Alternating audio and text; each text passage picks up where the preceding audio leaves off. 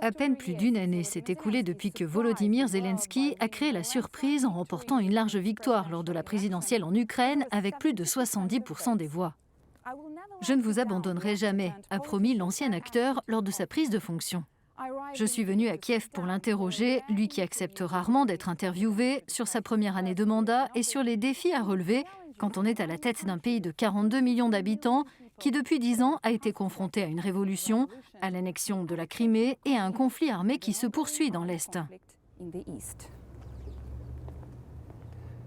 Monsieur le Président, cela fait à peine plus d'un an que vous avez remporté la présidentielle en Ukraine. Sérieusement déjà? Oui, un peu plus d'un an. Pour moi, c'est comme si c'était hier. Cela ne vous a pas paru plus long en réalité? Non, c'est le contraire.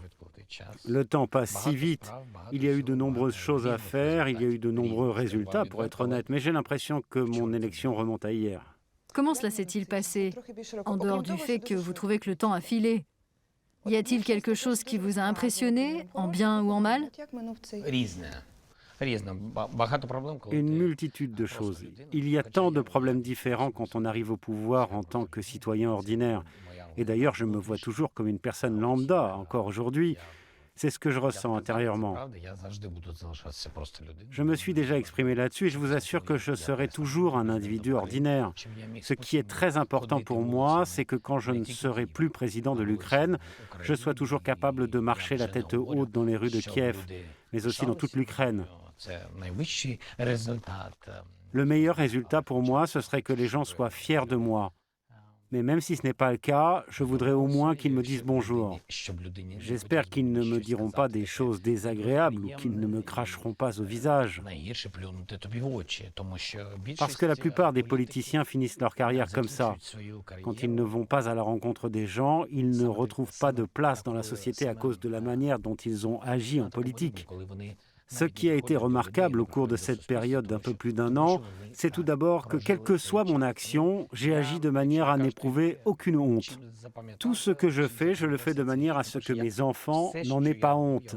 Et le plus important, mes parents non plus. Pour moi, c'est le plus important. À part cela, les choses sont simples. Ce sont des défis quotidiens. En dehors des problèmes stratégiques, un président doit relever des défis quotidiens. Vous savez, dans le cas de la guerre dans l'Est, ce conflit ne fait pas de pause. Ce n'est pas comme une semaine de travail qui s'interrompt pour le week-end. La guerre, c'est du 24 heures sur 24, 7 jours sur 7. Et tous les jours, il y a des défis et des difficultés. Et il nécessite non seulement des réponses, mais des réponses qui amènent des résultats et des avancées.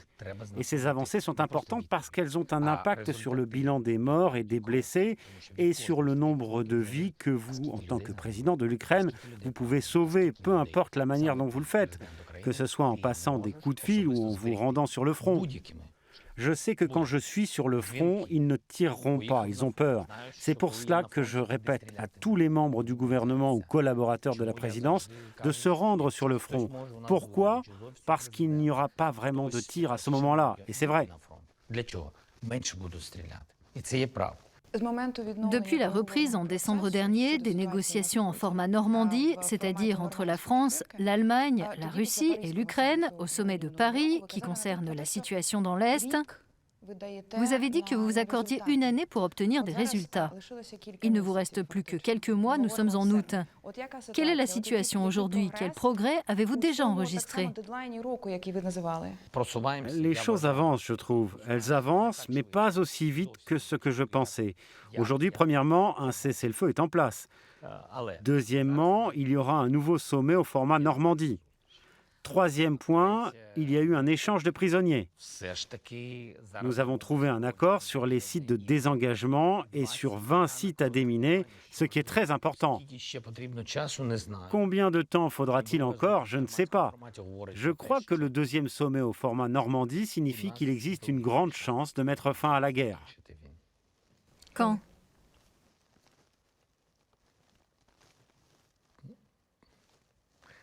Quand?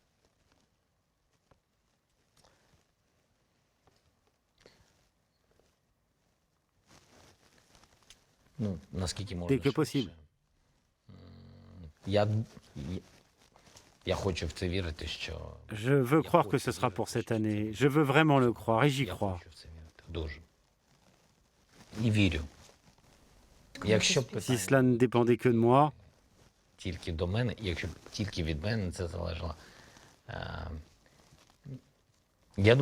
ne veux pas vous donner de nom aujourd'hui, mais comparé à l'ancienne équipe au pouvoir, personne ne veut la fin de cette guerre autant que moi, de loin. Personne n'a fait autant que moi pour accélérer le processus et exercer une pression à cet égard. Et tout le monde peut le voir. Et je ne pense pas qu'à nous, les Ukrainiens.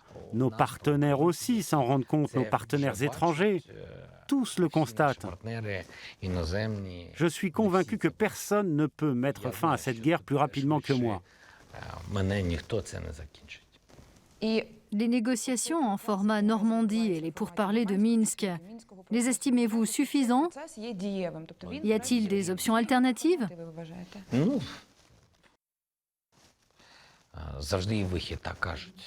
Il y a toujours un autre moyen, il y a toujours des alternatives.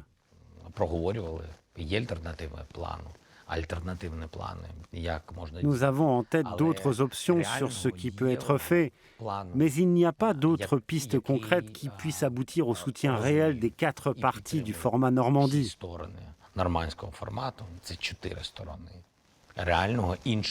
D'un autre côté, il reste encore un peu de temps, comme vous l'avez dit, dans le délai sur lequel je me suis engagé. C'est pourquoi je veux suivre cette voie. Et si cela ne fonctionne pas, nous envisagerons d'autres options. Le fait que vous ayez établi un dialogue direct avec le président russe Vladimir Poutine a déclenché une grande controverse en Ukraine. Quelle est la situation à l'heure actuelle? Êtes-vous en contact avec Vladimir Poutine? Oui, je le suis quand c'est nécessaire. J'ai eu une discussion avec le président russe juste avant l'entrée en vigueur d'un cessez-le-feu.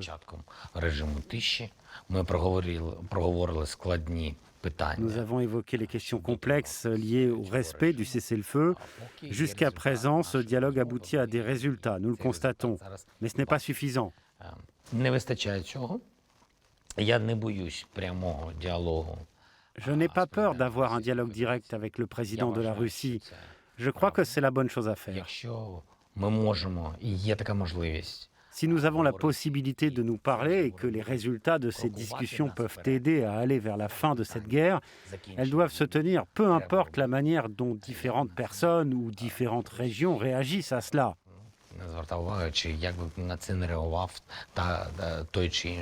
Sans dialogue, il n'y aura pas de résultat. Ça, je le comprends très bien. Sans dialogue, sans coup de fil quand c'est nécessaire, on n'aboutira pas à la paix. J'en suis convaincu. Коли це потрібно мирного результату не буде. Я в цьому впевнений. Le processus de Minsk et les négociations de format Normandie concernent la situation dans l'est de l'Ukraine. Mais quels sont les processus et discussions au sujet de la Crimée et de son annexion? З Кримом, я вважаю, S'agissant de la Crimée, la situation est encore plus compliquée, je pense. Je vais vous dire les choses franchement. J'ai beaucoup réfléchi à ce sujet. Au sein des partis du format Normandie, personne ne veut parler de la Crimée, en particulier la Russie. J'ai soulevé cette question, mais nous avons consacré tout notre temps à la région du Donbass. La Russie ne veut pas en parler, et je n'ai pas peur de le dire. C'est quelque chose que nous pouvons tous comprendre. Nous n'aurions pas dû leur laisser prendre la Crimée, c'est un gros problème. Simplement, nous n'aurions pas dû.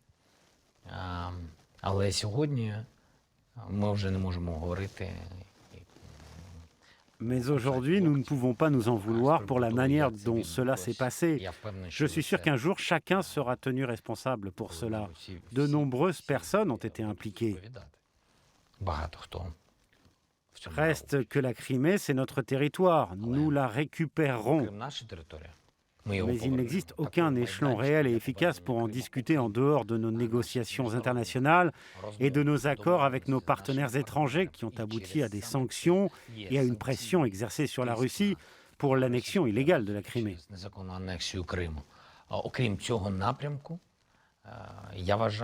Notre ancien président a assuré que les choses avançaient et que beaucoup avaient été faits pour récupérer la Crimée. En effet, il y a des procédures en justice, des discussions internationales.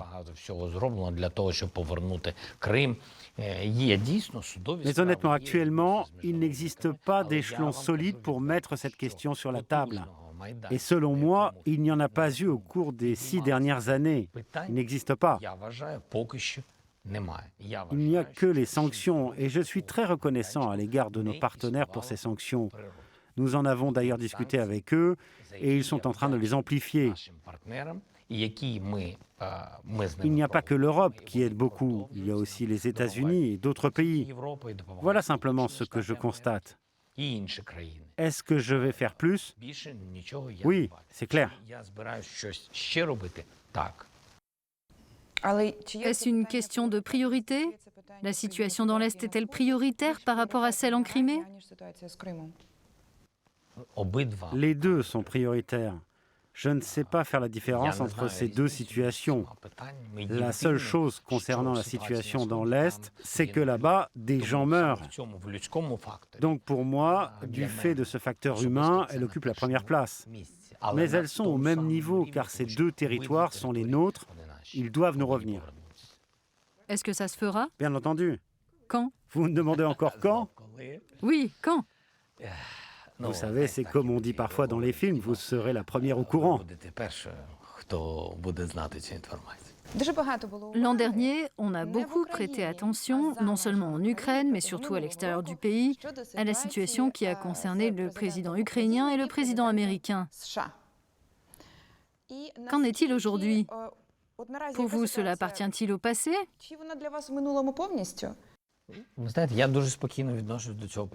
Vous savez, je suis très serein par rapport à cette affaire.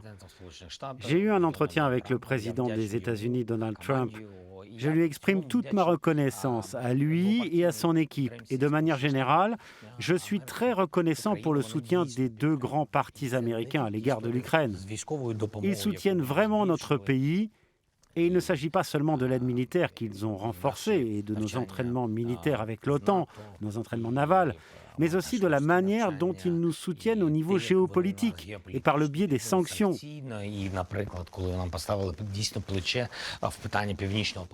Par exemple, ils nous ont vraiment soutenus s'agissant du gazoduc Nord Stream 2. Les États-Unis font beaucoup pour l'Ukraine et je leur en suis vraiment reconnaissant d'abord en tant que citoyen ukrainien et en tant que président. C'est pour cette raison que toute intervention dans l'élection présidentielle américaine serait la plus grande erreur que pourrait faire n'importe quel dirigeant d'un pays indépendant. Le choix revient aux Américains. Y a-t-il encore des choses qui se trament en coulisses concernant la relation entre vous et le président Trump? Avec tous les dirigeants que je rencontre, il y a toujours quelque chose qui se joue en coulisses. C'est la vérité. C'est toujours comme ça et c'est normal parce qu'il y a de nombreuses choses que l'on ne peut pas dire directement parce que certaines relèvent de la stratégie. Comme vous l'avez dit, est-ce qu'il y a un plan B, un plan C? Oui, effectivement. Est-ce que je peux vous en parler? Non, je ne peux pas. Pourquoi? Parce que dans ce cas, cela n'aboutirait pas. C'est aussi simple que ça, c'est inutile de communiquer là-dessus. Parlons à présent des partenariats et relations de l'Ukraine avec d'autres pays, en commençant par les liens entre l'Ukraine et l'Union européenne. Permettez-moi de vous citer. Dans une vidéoconférence qui a réuni l'Union européenne et les dirigeants des pays du partenariat oriental, vous avez dit « L'Ukraine exige l'adhésion à part entière à l'Union européenne et le partenariat actuel n'est pas suffisant. » Pensez-vous que d'une certaine manière, l'Union européenne garde ses distances ?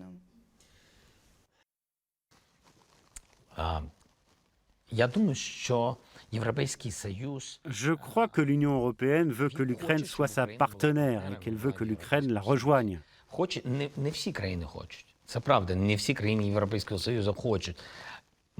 y a des États membres qui ne sont pas de cet avis, c'est vrai. Mais ce ne sont pas tous les États membres. Il me semble qu'ils n'ont pas confiance à 100% dans l'Ukraine. Deuxièmement, je pense que l'Europe se montre prudente à l'égard de la Russie parce que la Russie montre qu'elle ne veut pas d'une Ukraine pro-européenne. La Russie et l'Union européenne mènent leurs propres affaires et ont leurs relations propres. Et il y a aussi les relations des différents pays avec la Russie.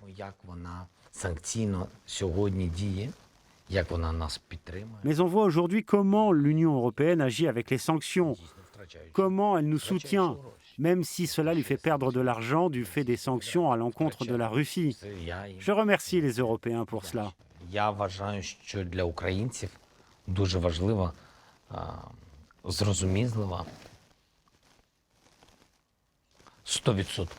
Je pense que ce qui est important pour la population ukrainienne, c'est de savoir si l'Union européenne a une attitude 100% claire à l'égard de l'Ukraine. Et j'ai posé la question à de nombreux dirigeants européens. Je leur dis, il faut dire aux Ukrainiens ce que vous voulez qu'ils fassent, étape par étape, pour rejoindre l'Union européenne. Et quand les Ukrainiens auront cette réponse, les Européens verront combien de temps il leur faut pour mettre les choses en œuvre, s'ils sont capables de faire tout ce qu'il faut et à quelle échéance ils y arriveront.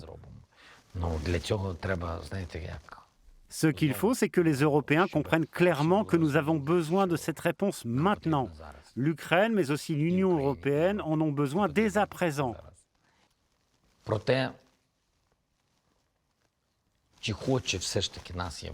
Au-delà de savoir si l'Europe veut de nous et si nous voulons en faire partie, nous devons simplement devenir le pays que l'Europe veut vraiment intégrer.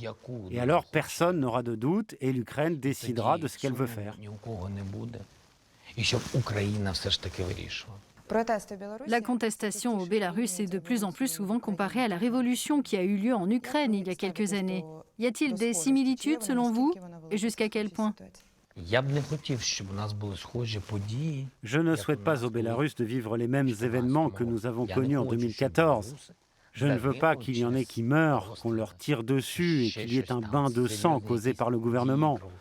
Je ne veux pas de cela et c'est pour cette raison que je ne souhaite pas à la population bélarusse de vivre la même chose. Premier point.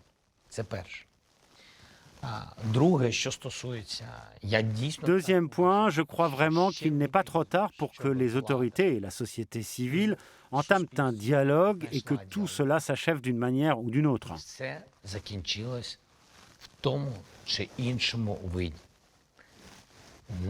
Le résultat importe peu. Ce n'est pas une question de résultat, mais de méthode pour parvenir à un résultat. Cette méthode ne doit pas être entachée de sang.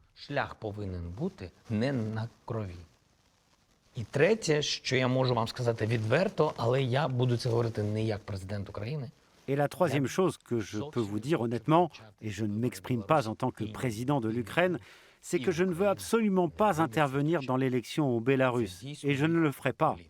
L'Ukraine n'interviendra pas. Il s'agit de la politique bélarusse. Mais si on me demandait ce que je ferais, eh bien... Que feriez-vous si vous étiez Alexandre Loukachenko ? Sérieusement ? Oui.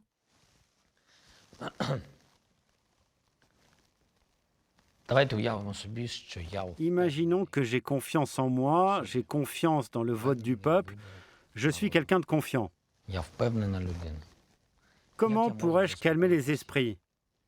Il est clair que je dirais... Dans un mois, organisons de nouvelles élections et je me présenterai à ce nouveau scrutin et j'inciterai tous ceux qui le souhaitent à se présenter. J'inviterai tout le monde, tous les observateurs internationaux, tous. J'inviterai les Allemands, les Ukrainiens, les Russes, les Kazakhs, les Azéris, les Américains, les Français. J'inviterai absolument tout le monde. Et je dirai au peuple bélarusse, s'il vous plaît, votez pour qui vous voulez. Et une fois le résultat de cette élection connu, plus personne ne se poserait de questions. J'en suis persuadé. Si Alexandre Loukachenko l'emportait, il resterait président. Si un autre gagnait, eh bien, il accéderait au pouvoir. Mais après ce scrutin, tout le monde aurait retrouvé son calme. Il n'y aurait pas d'effusion de sang. L'élection serait équitable et historique.